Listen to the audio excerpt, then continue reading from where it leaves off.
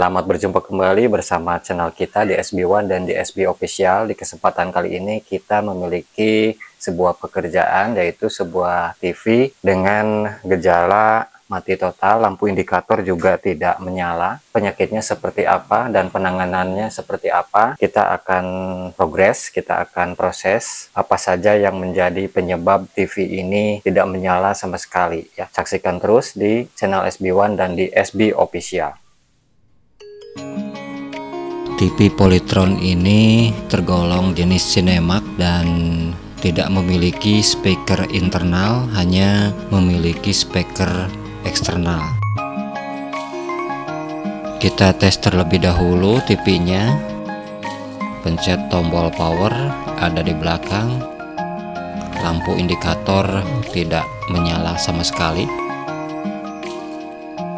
Kita langsung bongkar saja cover belakang TV-nya. Ada banyak skrup dan baut pada model TV ini. Rangkaian di dalamnya ada dua modul, diantaranya yang pertama ini adalah modul PSU atau Power Supply Unit SMPS.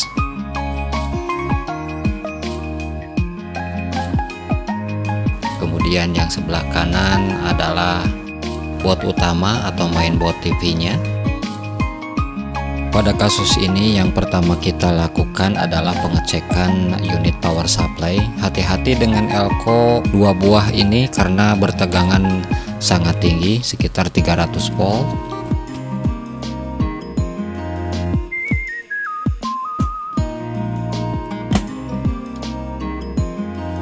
Ya, terlihat ada bangkai cicak yang sudah mengering, nampaknya ini kena sengatan tegangan listrik, dan nampak juga di bawah bagian SMPS kotor karena terkena badan dari cicak tersebut.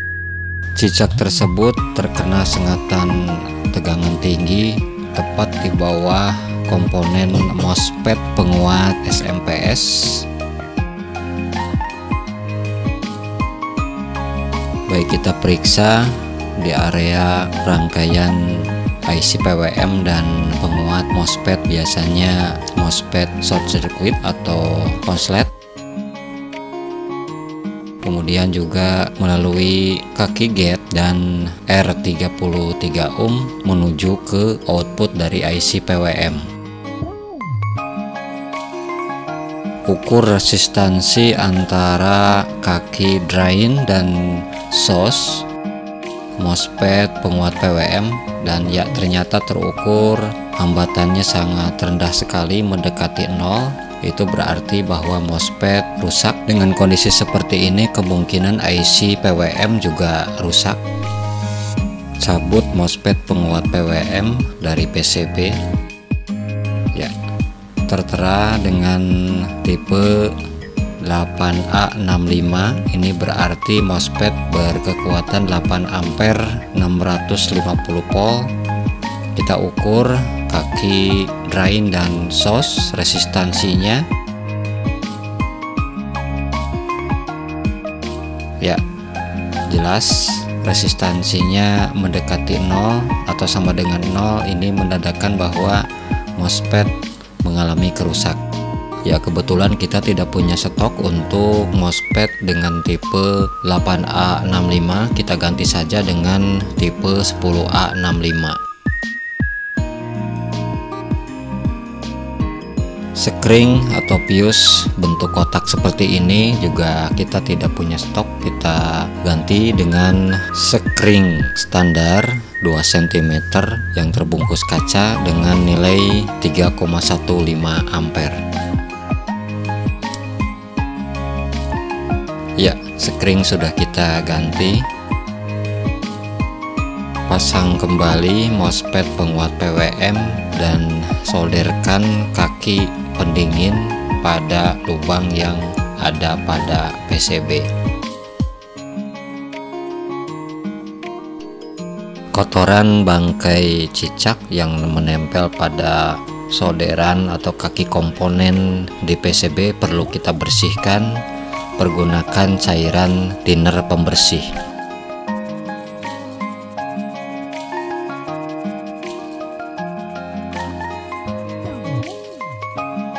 ukur kembali resistansi yang ada pada kaki MOSFET drain dan source, atau bisa kita ukur di kaki elko primer power supply 300 volt, dan ya sekarang resistansinya normal. Ya, dioda D504 nampaknya ada masalah, resistansinya mendekati 0 atau 0. D505 juga sama, resistansinya 0. D504 dan D505 perlu diganti dengan tipe IN5399. Ini adalah dioda untuk rectifier tegangan primer 300 volt.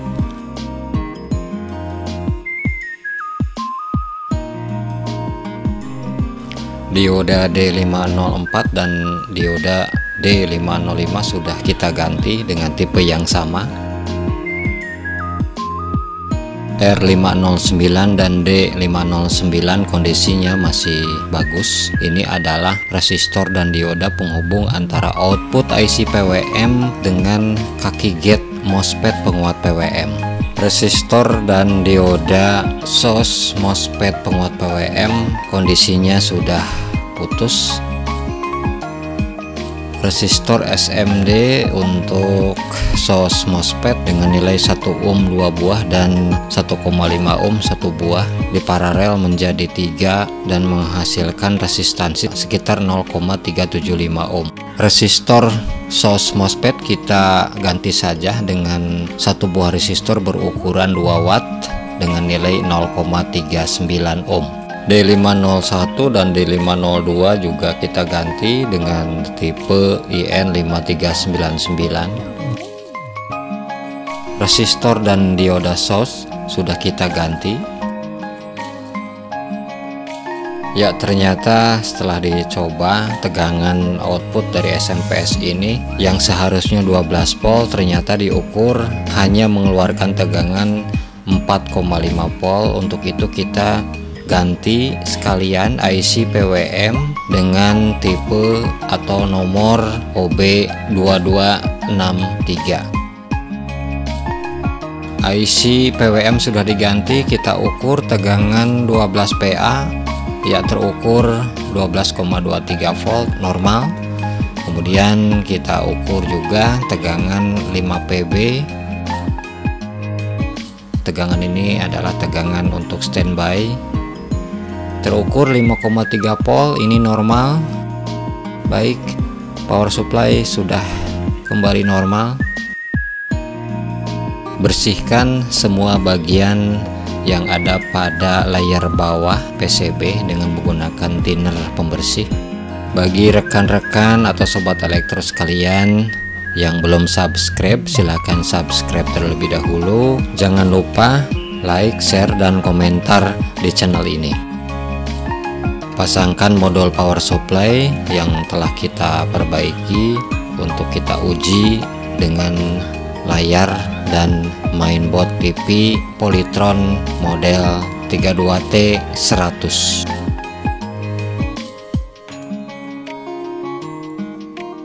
Modul power supply sudah kita pasangkan. Jangan lupa juga untuk kabel penghubung ke mainboard dan juga ke backlight LED.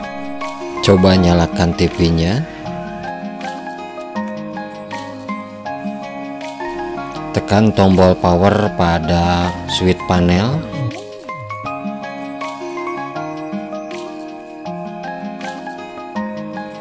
Oke, backlight LED sudah menyala. Kita lihat apakah layar sudah memunculkan gambar.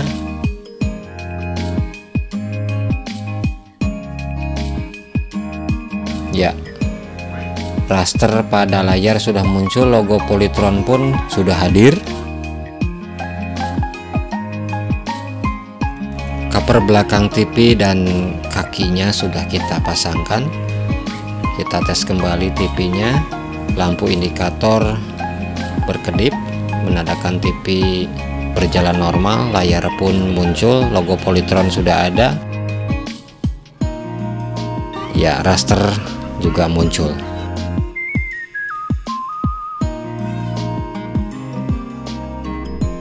tes berikan input dengan menggunakan HDMI dan dihubungkan dengan STB DPB-T2 atau TV digital. Baik, TV-nya sudah kembali menyala secara normal. Ternyata yang menjadi biang penyakitnya adalah seekor cecak yang masuk ke dalam modul power supply sehingga menyebabkan IC PWM OB2263 rusak dan juga MOSFET 8A65 short. Kemudian juga resistor SOS yang berada di kaki SOS MOSFET 8A65 juga putus, serta diodanya juga putus. Mudah-mudahan bermanfaat atas apa yang telah kita lakukan di hari ini, yaitu perbaikan TV Polytron dengan model 32T100. Selamat berjumpa di lain kesempatan. Terima kasih telah menonton.